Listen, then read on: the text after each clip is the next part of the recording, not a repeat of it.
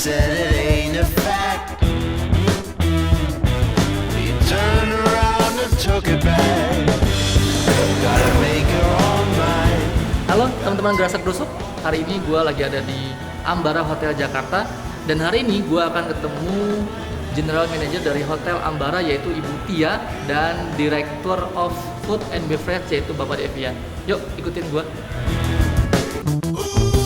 And like a bird, your wallet's gone. You carry on, there's nothing else that you can do.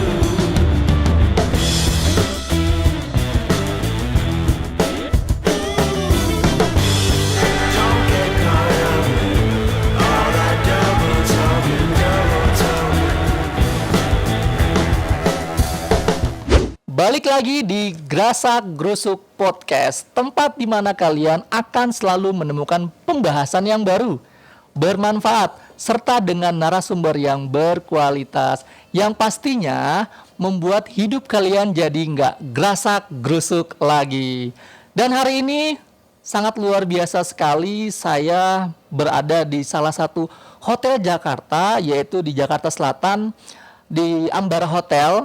Dan saya sangat berterima kasih banyak nih, karena ibu yang satu ini, meskipun dia super padat, meeting dengan klien, entah meeting dengan para karyawannya, tapi dia mau menyisihkan waktu buat saya. Dan hari ini kita masih mengulik bisnis perhotelan di masa pandemik. Dan kita sambut dengan ceria, yaitu General Manager dari Hotel Ambara Jakarta, yaitu Ibu Vicentia Maria. Yeay. Biar nggak tegang dulu. Jujur, saya ini tegang banget karena ini orang yang berpengaruh di Ambara Hotel. Masih terlihat cantik. Masih. Ibu Tia. Ya. Ibu Tia menjabat sebagai General Manager di Ambara Hotel sudah berapa lama, Bu, kalau saya boleh tahu? Saya menjabat udah 1 tahun 3 bulan. Saya menjabat jadi GM. 1 tahun 3 bulan berjalannya. Lumayan. Nggak kerasa sih sebenarnya untuk 1 tahun aja gitu loh. Nggak kerasa ya? Nggak kerasa. Lalu kalau perjalanan Ibu, saya boleh memanggilnya Ibu Tia ya? Boleh. Biar lebih akrab. Iya. Bunda, maaf ya. Waduh, maaf ya Bunda. Ibu, perjalanan dari Ibu Tia sendiri itu seperti apa sih, jatuh bangunnya sampai sekarang berada di top level General Manager di salah satu hotel bintang 4 yang ada di Jakarta? Jatuh bangunnya sih banyak, semua orang juga pasti begitulah. Ada namanya meniti karir kan, ada jatuh ada bangun kayak gitu.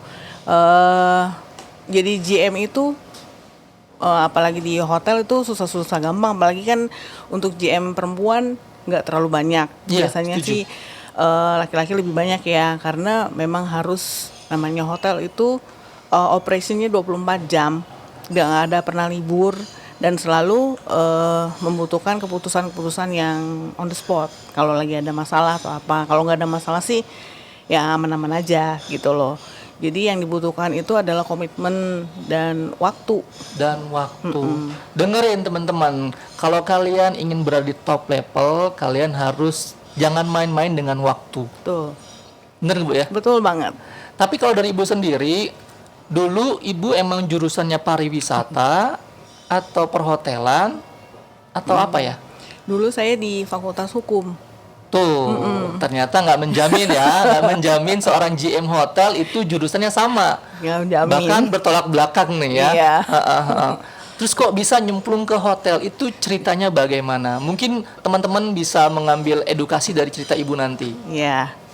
Jadi saya lulusan Fakultas Hukum Universitas Katolik Parahyangan Bandung. Oh, Bandung. Di situ saya ambil hukum ekonomi dan bisnis sih. Hukum ekonomi dan bisnis. Iya. Terus pada waktu sebelum lulus saya langsung cepat-cepat berkarir lah. Tapi saya mendapat kesempatan untuk jadi di salah satu bank insurance di Bandung. Nah di situ saya Akhirnya lama di situ selama 7 tahun saya di situ. 7 tahun di bank tersebut. Di Bank Insurance. Bank Insurance. Dulu si AIG Lipo ya, sekarang. Oh iya, mungkin buat yang seusia ibu tahu lah itu ya. Kalau yang sekarang mungkin saya juga nggak tahu sih. AIA. AIA iya. Ya dulu saya di situ 7 tahun dari sales biasa sampai jadi district manager area di Jawa Barat. Oh pernah jadi sales. Dari Berarti sales. pernah merasakan gimana susahnya menjual. Iya, paling susah memang asuransi sih. Paling susah ya. Karena kita cuma menjual konsep yang nggak bisa dirasakan. Dirasakannya nanti untuk orang itu udah meninggal. Sama aja nyumpain orang meninggal ya. Gitu. Jadi setelah itu saya mau pindah ke Jakarta, kemudian slotnya nggak ada. Kemudian saya ditawarkan ke salah satu hotel di Jakarta. Saya di situ meniti karir dari sales lagi, tapi ngurusin wedding waktu itu. Oh, jadi IO. Bukan, Oh, bukan. untuk wedding wedding sales manager, wedding and event manager lah waktu itu. Nah, agak happy karena dulu di asuransi saya ngurusin orang sakit, orang meninggal, orang yang sedih-sedih lah Sedih-sedih ya. Kalau di hotel beda, ngurusin orang wedding, birthday, party, wah, jadi sesuatu yang berbeda yang saya rasakan. Jadi udah pada nggak waktu aneh, itu. ibu masih terlihat lebih glowing. Wow. Keren. Iya. Bu, karena ibu sebagai general manager di Hotel Ambara ini, kalau ibu menanggapi pandemi saat ini, kan sangat berpengaruh di sektor bisnis nih. Apalagi banyak banget berita-berita bahwa salah satu yang kena dampaknya banget itu hotel. Ya. Kalau menurut ibu gimana? Memang untuk tingkat hunian kita memang agak jarang semenjak pandemi untuk jadi 100% tuh agak jarang sekarang. Wow. Karena efeknya memang luar biasa ini pandemi ini ya. Tapi kita harus dibutuhkan memang kreativitas dari tim kita sendiri bagaimana cara untuk mengatasinya. Pada waktu awal pandemi ditetapkan pemerintah yang PSBB Qatar pertama, kita berpikir bahwa market itu adanya di rumah kan. Iya. Market ada di rumah, gimana caranya kita cari uang dari situ, dia nggak bisa kesini. Akhirnya kita buatlah yang namanya program ALKA. Alka. Anda lapar kami antar. Delivery service ke rumah. Dan itu lumayan oke pada waktu itu karena restoran juga tutup dan semuanya juga tutup. Jadi kita untuk surrounding sini juga bisa mengcover lah gitu loh. Selain makanan kita juga ada kebersihan tentang siapa yang mau bersihin kantornya mungkin. Pada waktu ini kita juga ada tim housekeeping kan yang bisa untuk membersihin rumah atau kantor atau studionya mereka, kita juga bisa. Ya intinya sih namanya semua usaha yang kita lakukan, usaha tidak akan mengkhianati hasil ya kan. Jadi pada waktu itu kita lumayan banyak yang pesan-pesan untuk makanan, untuk kebersihannya juga banyak. Gitu Jadi loh. itu salah satu cara ibu bagaimana menanggapi pandemi ini ya. Betul. Jadi ibu kayak jemput bola gitu ya. Ya, terus kita bikin kayak call center. Kayak call center kita ada telemarketing space sendiri. Jadi semua orang ada targetnya, telepon 1 hari berapa.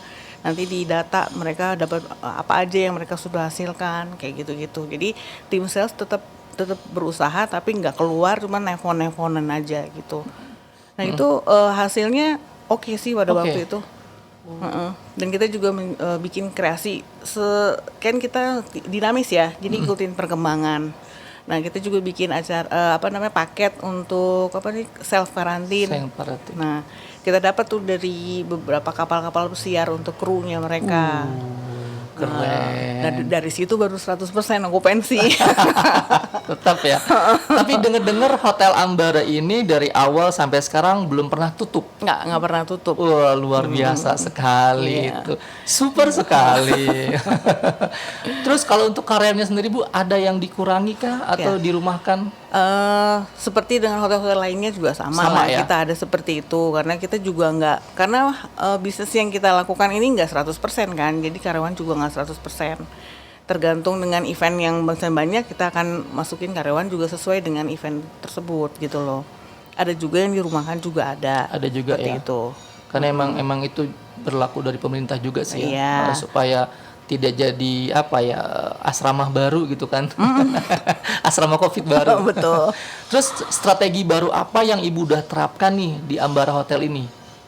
Strategi-strateginya sih saya sih Apa mungkin memanfaatkan sosial media gitu? kebetulan kita punya tim yang oke di sosial media kita nih. Jadi kita berkomunikasi, penjualan juga lewat sosial media. Yang susah adalah itu, kalau untuk cuman posting aja, cuman ngasih lihat ada like berapa, itu tuh gampang. Gampang. Tapi gimana caranya sosial media itu bisa mendapatkan revenue, bisa berbisnis di situ. Itu tantangan kita tuh. Jadi kita coba untuk berkomunikasi, jadi tim markomnya juga bikin kayak komunikasi dengan member kita yang ada di sosial media, jadi bikin game-game, jadi terus udah gitu ada komunikasi, misalnya kita meluncurkan program akad nikah yang pernikahan yang intimate, banyak banget yang tanya, ya seperti itu. Nah kebetulan akhir-akhir ini untuk akad nikah, blessing dan pernikahan yang small itu kita udah banyak banget inquiry-nya gitu. Setuju. Hasil dari interaksi dengan follower yang ada di situ. Jadi follower itu kita buat apa ya? Jadi nggak cuma stuck begitu aja, nggak, kita ajak ngomong, kita bikin game. Jadi orang lebih tertarik gitu loh ke situ. Dan mungkin salah satu strategi yang diterapkan ya sekarang yang kita lakukan, Iya. kita kolaborasi. Iya betul. Lalu kalau kita bahas new normal nih Bu, apa aja sih yang dilakukan oleh pihak Ambara untuk meyakinkan kalau Ambara itu benar-benar masih bisa untuk dihuni, artinya masih bisa untuk datang makan, datang menginap kayak gitu. Ya, pastinya kita selalu mematuhi namanya protokol kesehatan dari pemerintah. Nah, itu. Selalu harus patuh dengan itu. Itu udah, mereka juga pasti bikin seperti itu, udah ada survei sebelumnya. Jadi kan harus kita ikutin sesuai Jadi memang Hotel anjuran. Ambara ini selalu mengikuti aturan pemerintah ya. Nah, waktu kita mendapatkan kru kemarin dari kapal pesiar, sebelum krunya itu mendarat dan sampai di hotel kita, kita ada training dulu sebelumnya oleh rumah sakit, salah satu rumah sakit di sini, training untuk bagaimana menghandle kalau misalnya untuk seperti ini, kan kita belum pernah masalah COVID ini kan belum pernah. Belum pernah. Jadi mereka kasih training nutrisinya bagaimana, seperti itu. Jadi kita serius lah untuk menghadapi ini gitu loh. Dan kita adalah salah satu hotel yang masuk ke list di BNPB yang sudah lulus dari pengecekan untuk kru, namanya untuk kru hotel, untuk official kru kapal pesiar. Itu kan nggak sembarangan, jadinya harus dicek dulu bolak-balik. Dia kan kemana-mana, antar benua segala macam. Betul, jadi kita udah ada masuk list, dan itu berarti kita sudah lulus dari persyaratan yang diberikan gitu. Lalu kalau dari karyawannya Ibu sendiri, bicara pengecekan, apakah ada rutin setiap karyawan Ambara Hotel itu harus di swab atau di rapid test kayak gitu? Ya, itu kita didahulukan orang-orang yang berhubungan langsung dengan tamu gitu. Kalau misalnya masih nggak terlalu berhubungan, misalnya untuk masak atau bersih-bersih, itu masih belakangan. Jadi itu kita secara bergilir kita dicek tuh. Jadi memang ada ada pemeriksaan berkelanjutan. Berkelanjutan. Seperti itu. Itu biasanya dilakukan berapa kali, Bu? Dalam satu departemen? Satu departemen sih kita baru sekitar 1 bulan sekali lah. 1 bulan sekali itu memang diwajibkan ya? Kayak gitu. Lalu motivasi Ibu apa sih untuk agar karyawan-karyawan itu selalu bisa menjaga kesehatannya gitu? Mungkin Ibu pernah kasih beberapa kata kepada karyawannya, kita harus bagaimana kayak gitu? Di karyawan sendiri saya kepengen karyawan juga sehat-sehat semua ya kan. Kalau misalnya ada yang sakit pun nanti kita juga berdampak di bisnis kita juga ya kan. Iya, betul. Nah, selain kita juga ada pengecekan suhu sebelum masuk kerja ya kan.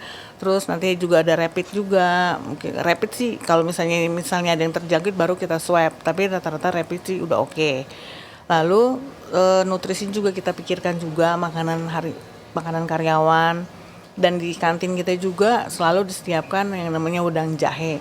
Itu untuk menambah imunitas kita ya. Jadi seperti itu. Jadi untuk pemakaian masker juga diwajibkan seperti itu. Jadi kalau udah dari luar, apalagi naik kendaraan umum, kita harus ganti masker. Satu hari ganti masker kalau nggak salah 2 kali lah gitu. 2 kali itu wajib setiap Karena karyawan. kan untuk dia juga ya kan. Jadi kita sama-sama lah saling menjaga antar karyawan, dan kita juga semua karyawan keluarga untuk menjaga kesehatannya masing-masing sih. Lalu ini kan Ibu kan sebagai general manager di Ambar Hotel, di saat pandemi ini selain ngurusin hotel Ambara ini, Ibu ada nggak sih kesibukan lain? Kesibukan lain, karena waktu saya namanya waktu untuk jadi GM tuh hampir 100% di sini ya. Untuk untuk paling ke keluarga gitu aja, di keluarga. Paling kalau ada kesenggangan waktu ya saya suka bikin kue kayak gitu-gitu aja. Bikin kue? Bikin kue. Nanti saya jualin ke teman-teman. Dibawa nggak Bu kuenya? Nanti Atau ya. ini kuenya? Bukan. Tapi kalau dari Ibu sendiri cara menangani pandemi ini untuk Ibu sendiri ya, kesehatan Ibu sendiri, Ibu tuh melakukan apa sih? Ya. Karena yang saya lihat tuh benar-benar glowing banget, ini sehat banget gitu. Sehat. Ya pasti minum vitamin vitamin C dan E ya, itu udah setiap hari. Berjemur, tapi kadang-kadang suka iya suka enggak, karena tergantung waktunya juga. Tergantung waktu ya. Tapi kalau weekend ya diusahakan yang jemur yang dari jam 10 sampai jam berapa tuh, yang cuma berapa menit ya, untuk sekedar ini aja lah, olahraga muter-muter kompleks kayak, atau apa minimal ada lah kayak gitu. Tapi Begitu. jadi kita bicara ke new normal ini atau pandemi ini. Kalau misalkan seumpama new normal ini atau pandemi ini terus berlangsung Bu sampai di tahun-tahun berikutnya, apa sih yang mesti Ibu lakukan lagi nih terhadap Ambara Hotel ke depannya itu? Harapan Ibu? Harapan saya sih pengen cepet vaksin udah ditemukan dan cepet. Tapi kalau keadaannya begini terus ya kita akan fokus di makanan pastinya. Kita akan jual makanan dan kita akan setelah tergantung kebijakan juga, kalau PSBB-nya sudah transisi kita juga lumayan ramai lagi gitu loh. Betul. Ya jadi kita sama-sama menjaga supaya cepet-cepet PSBB-nya jangan diperketat lagi habis kita juga. Terus seumpama kalau PSBB itu diperketat lagi, apa yang Ibu lakukan? Strategi apa yang akan Ibu lakukan? Balik lagi ke plan yang awal, kalau kita jualan makanan untuk Alka ini. Alka itu karena kita juga udah ada pelanggan juga sudah ada deket-deket sini banyak juga yang beli makanan kita yang kiloan kayak gitu juga ada. Untuk frozen food juga ada kayak gitu. Kita akan meningkatkan dari mutu makanannya aja, jadi fokus ke situ. Meningkatkan mutu makanan. Jadi terus kita kan juga belajar ya dalam hal ini untuk mendelivery makanan. Kan selama ini kan jarang kita begini-begini, kita belajar lagi Ya. kayak gitu. Bagaimana menghandle food handling kalau misalnya dari Iya. hotel sampai rumah mereka itu tetap hygiene kayak gitu. Lalu kalau untuk kerjasama nih antar hotel, pernah nggak sih Ibu lakukan kerjasama dengan hotel lain? Sampai saat ini masih belum, karena kita kan independent hotel. Independent hotel saya baru punya rencana aja untuk mengajak join beberapa independent hotel untuk bekerja sama, tapi belum terrealisasi belum. Yang kita lakukan selain untuk bekerja sama itu adalah salah satu untuk meringankan kita kita jadi sama-sama punya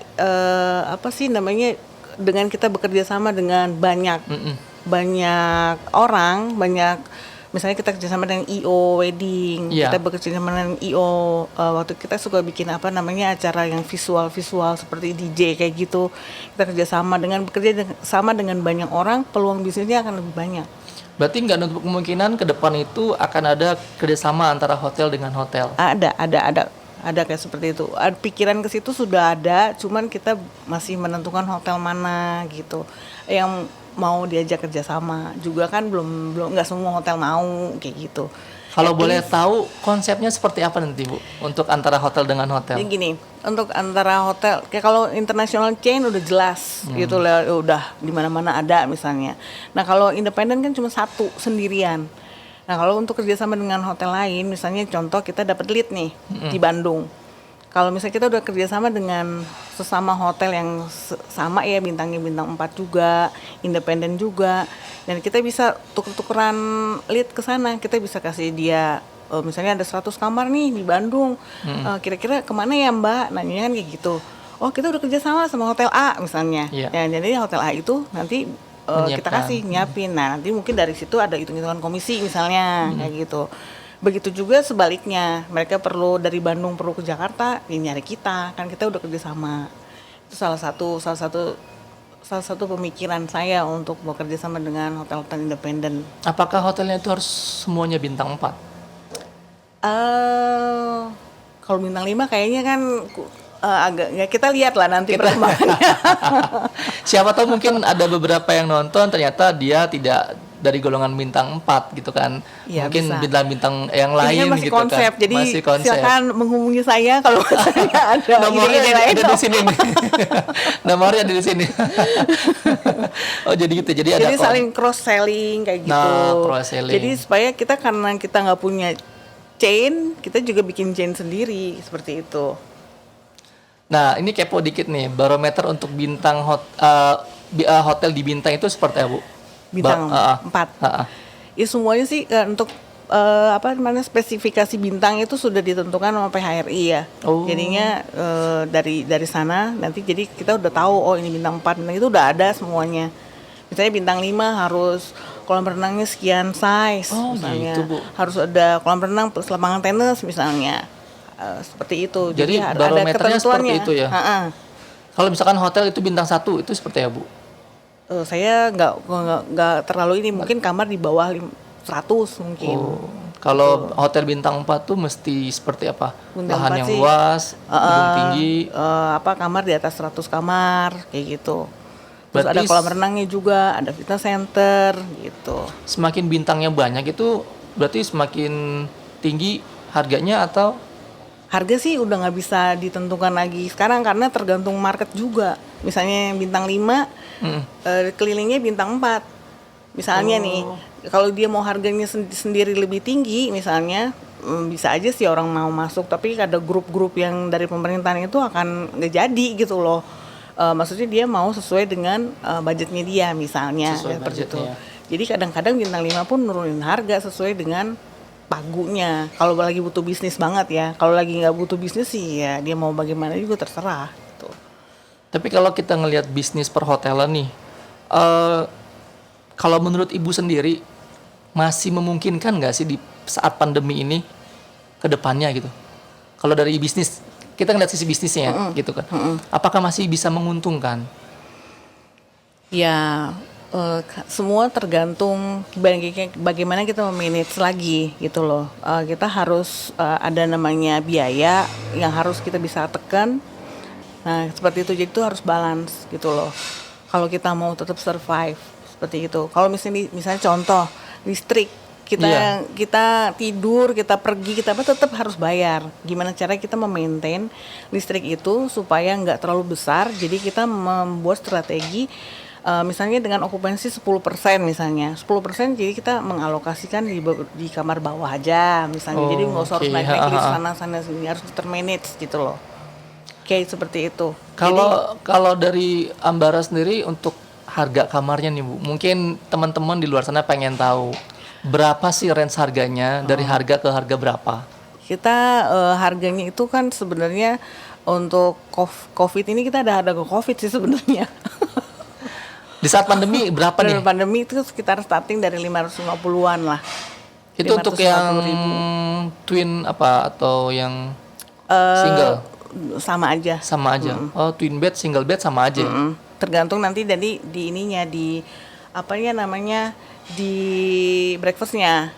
Kalau misalnya nanti mau single, breakfast 2 ya, nah ada tambahan breakfast 1 lagi misalnya kayak gitu. Jadi di saat pandemi ini memang harganya disesuaikan lah ya. Kita juga ada paket untuk Oktober ini namanya Oktober. Jadi dengan harga 658.000 bagi yang mau menginap itu akan dapetin teddy bear. Namanya teddy bear kita namanya yang ada di sini. Ini nih buat kalian yang di bulan Oktober bingung mau kemana karena di Ambara lagi ada promo Oktober. Jadi ini salah satu ikon namanya boneka. Ember. Ya. Oh jadi harganya. Tapi lumayan loh banyak yang beli. karena mungkin terlalu lucu kali ya bonekanya. Terus kalau misalkan ada yang mau tanya-tanya tentang Ambara itu bisa tanya ke Bisa langsung ke website kita di Website? website kita ambarahotel.com. ada di sini ya? Ada. Ada di sini nih, ada di sini ntar. Kemudian bisa follow Instagram kita juga. Nah di situ komunikasinya tentang Ambara ada semua di situ. Ada semua. Di akhir bulan juga kita ada acara Halloween. Akhir bulan ini? Akhir bulan ini Halloween ada beer competition juga. Buat yang mau daripada jalan-jalan, kan nanti ada long weekend nih di Oktober akhir ini nih. Daripada jalan-jalan keluar kota takut Covid ya kan, mendingan jalan-jalannya di sini. Itu harganya untuk Halloween? Halloween nanti bisa dilihat di Instagram kita. Jadi follow dulu Instagramnya, kalian akan tahu ada harganya di situ nanti ya. Betul, acaranya apa aja juga ada. Ya, IG-nya kita di Ambara Jakarta. Iya, nanti ada di bawah ya. Ada, Pokoknya di bawah sini lah ya. Oke teman-teman, karena ibu yang satu ini sangat padat banget Tapi waktunya. saya mau tanya dulu. Oh iya, kenapa? Kenapa namanya Gerasak Rusuk? Aduh, ini pertanyaan yang bagus sih sebenarnya. Jadi kenapa Gerasak Gerusuk? Kita kan hampir semuanya ini orang Sunda, Jawa Barat. Jadi Gerasak Gerusuk itu ibaratkan ketika dia belum nonton podcast ini, jadi ketika dia sudah nonton dia udah nggak gerasak gerusuk. Gerasak gerusuk tuh kayak orang linglung. Oh gitu. Jadi dapat pencerahan lah ya. Iya, termasuk hari ini termasuk hari ini untuk yang mau memulai bisnis di perhotelan sudah dapat pencerahan dari ibu gitu. Betul. Jadi itu gerasak gerusuk tuh itu. Oke, lucu Jadi, sih namanya. Lucu kayak saya ya. Oke Bu, terakhir mungkin Ibu bisa kasih kata-kata yang membangun atau yang memotivasi lah untuk di masa pandemi ini. Ya di masa pandemi ini semua orang pasti dalam keadaan stres ya. Cuman semua tergantung pikiran kita. Kalau pikiran kita yang nggak stres ya kan nggak jadi stres. Anggap aja pandemi ini adalah suatu pelajaran buat kita untuk kedepannya bagaimana untuk memanage sesuatu yang terburuk, kan ini buruk banget. Gimana caranya kita keluar dari masalah itu. Jadi jangan terlalu terkungkung dalam keadaan wah pandemi gini, nggak, kita harus keluar. Gimana caranya, kita cari apa, kita harus berpikir out of the box. Nggak cuma gitu. out doang sekali, itu harus berkali-kali itu. Karena kalau kita nggak punya semangat agak susah juga kita menghadapinya kan.